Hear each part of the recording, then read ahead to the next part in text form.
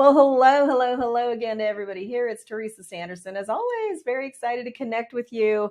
We've been talking about some serious issues related to nursing the last few weeks, and today is no different. So today we're going to talk about how do you retain bedside nurses, because this is really, really important for our healthcare facilities, and it's also important for who nurses.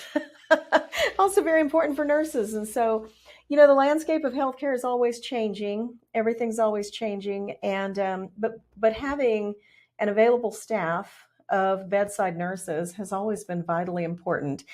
How many times do we hear it said nurses are the backbone of healthcare, right?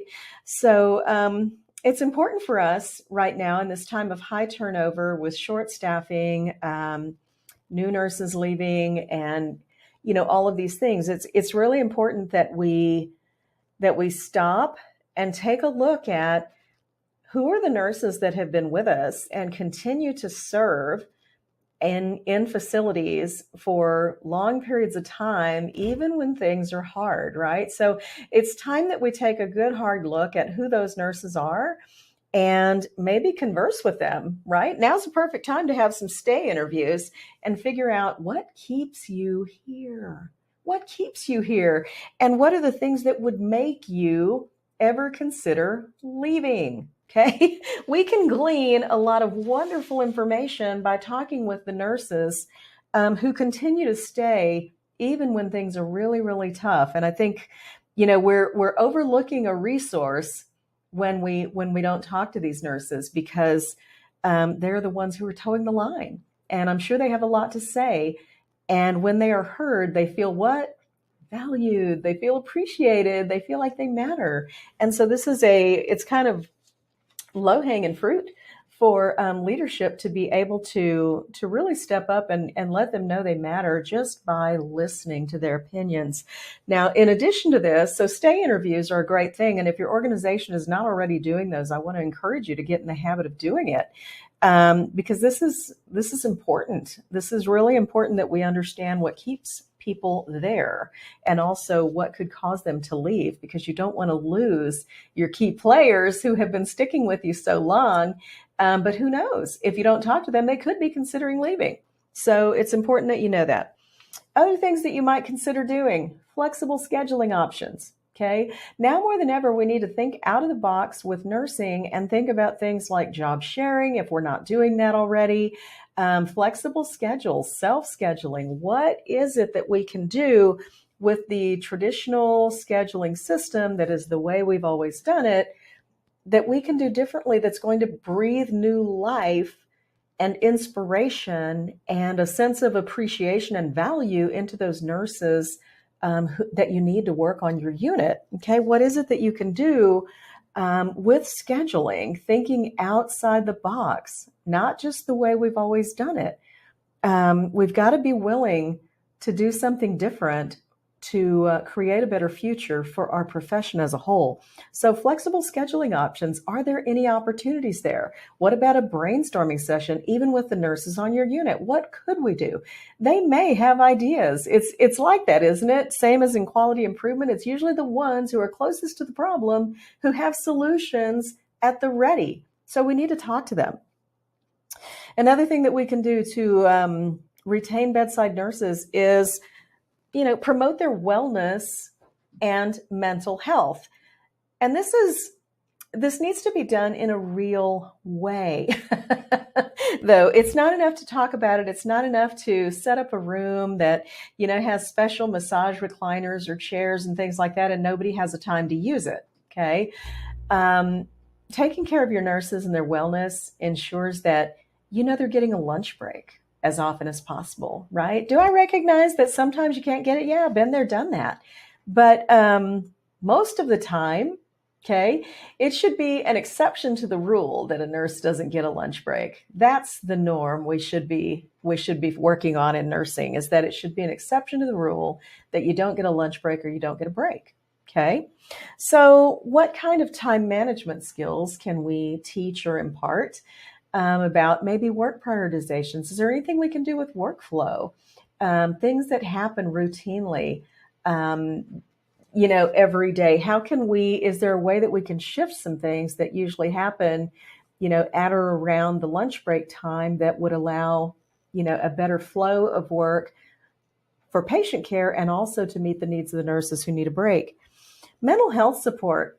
As a nurse who experienced major depression and couldn't work for 3 years, I know well the need for mental health support. And so I think, some of the things that nurses are unaware of are things like, well, everybody kind of knows about an EAP, an employee assistance program, but a lot of nurses don't know about things like reasonable accommodation for anxiety, stress, depression, things like that, where you can literally work with human resources and your legal department to be able to get some time, maybe it's a couple of days a month that you can take off that won't affect your attendance, right? So again, this has to be able to come from leadership to really take care of nurses. So will there need to be a way to staff that so the nurse can get it? Absolutely. Everything that we desire to do, we need to have a system in place that's going to ensure we can put a fill-in nurse in that role so that nurse can access that benefit, right? Having paid time off as a benefit with a clause that says you can't take this at a certain time of year or, this, that to me is bogus. I don't buy it. I mean, surely we should plan better than that. What are other industries doing? I don't think, we have to be realistic and bring solutions to the table that we plan to implement from all ends. We can't just say, you have this great benefit and through reasonable accommodation, now you have some days available that you can take for your mental health that don't affect your attendance as an employee. And then we don't have any way to fill that. Okay. That we have to be proactive, and we need to look at what is the cost, budget wise.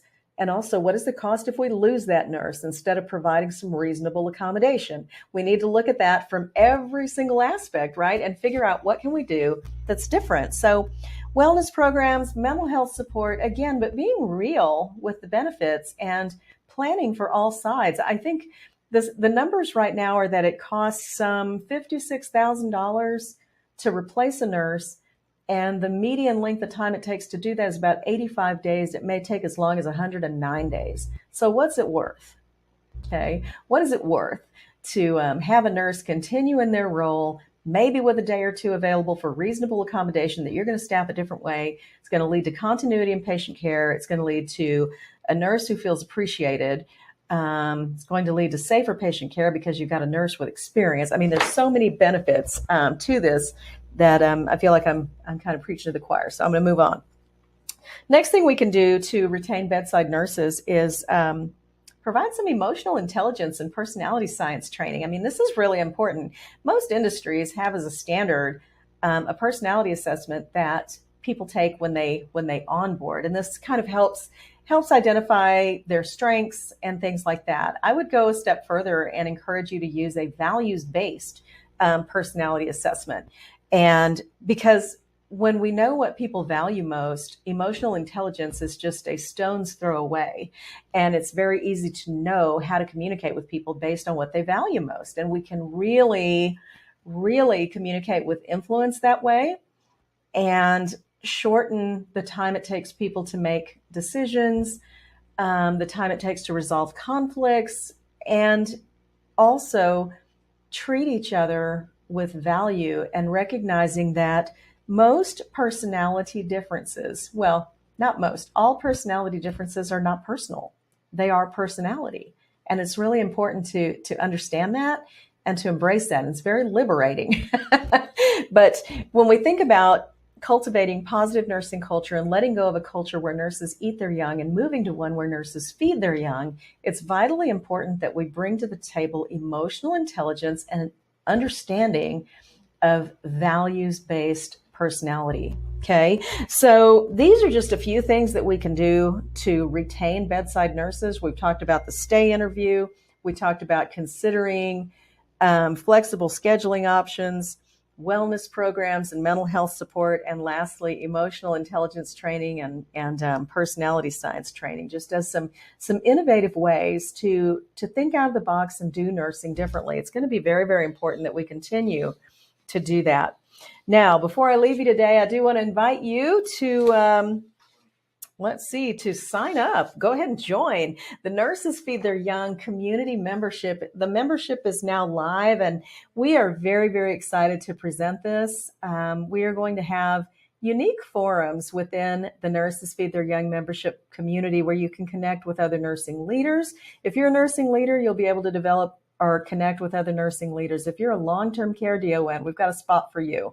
If you're an oncology nurse, we're going to have a spot for you. If you are a nurse who works in, burnout recovery, we've got a spot for you to connect with nurses who need that support. So this is a really exciting time for us. It's time for us to dare to do nursing differently and to show up differently. And that's why Nurses Feed Their Young is committed to providing support and resources to all nurses at all levels. And so I hope you'll click the link below this video, check out our membership site, grab 3 complimentary days from us, just so you can get a feel for who we are and what we're up to.